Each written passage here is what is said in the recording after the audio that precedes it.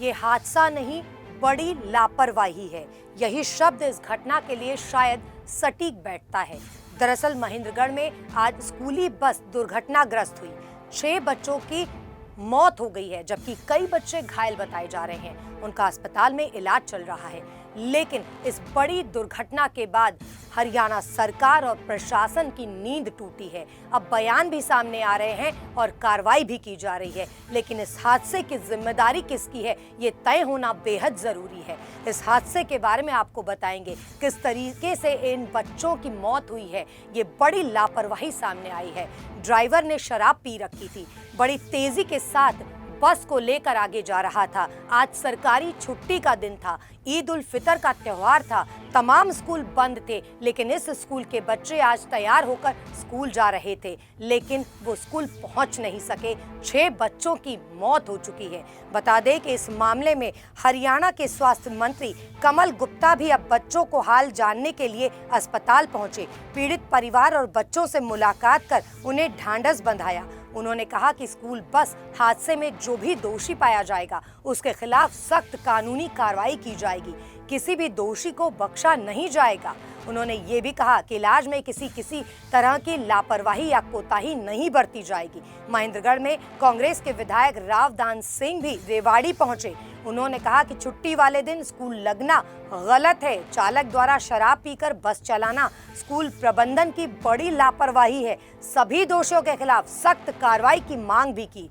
वहीं कनीना बस हादसे पर अब विभाग भी जागा है, संज्ञान लिया गया है। स्कूलों में वाहन सुरक्षा नीति को लेकर शुक्रवार को विभाग की बैठक होगी। गौरतलब है कि महेंद्रगढ़ में छुट्टी के दिन भी बच्चों को स्कूल बुलाया गया था। यही नहीं, जिस बस का एक्सीडेंट हुआ है उसका चालक भी नशे में बताया जा रहा है। कोई शक नहीं कि ये छोटा दुखद नहीं, बड़ा दुखद।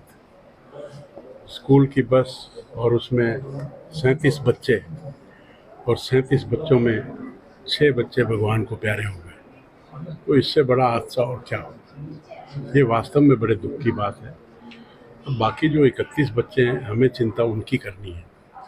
और जो भी फॉल्ट पर होगा, दोषी होगा, उसे तो इंक्वायरी करके सज़ा मिलेगी ही।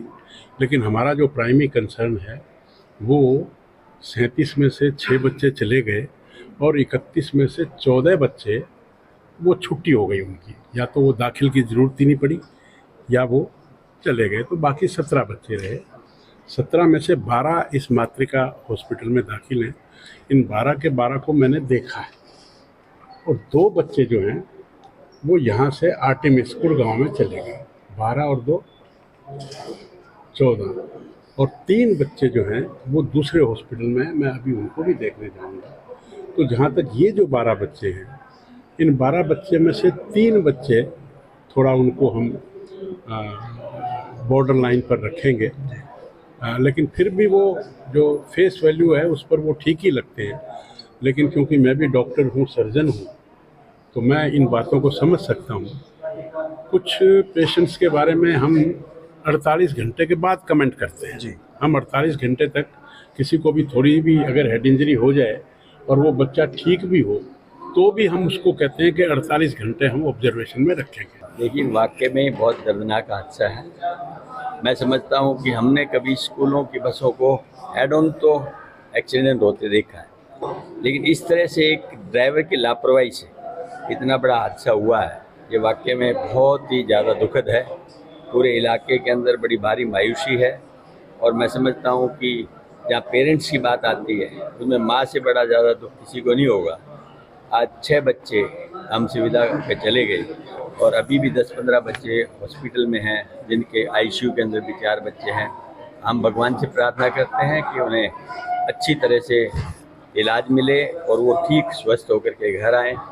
जिन बच्चों की जाने की गम है वो एक क्षति है जो अपूर्णीय है, वो कभी शब्दों से पूरी नहीं हो सकती। लेकिन हम उनके माता पिता से निवेदन करेंगे कि वो हिम्मत हौसला रखें और भगवान उनको ताकत दे ये असामयिक क्षति को सहन करने की।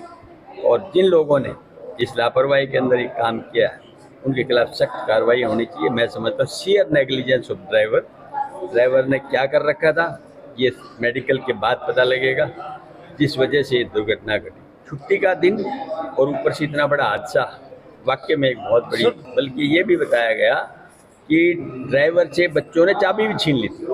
फिर किसी संबंधित अधिकारी ने आकर के उनको कहा कि नहीं कोई बात नहीं, दे दो, ये इसकी तो एक आवाज़ ऐसी है कि नशे में नहीं है, और बाद में ये दुर्घटना घटी है।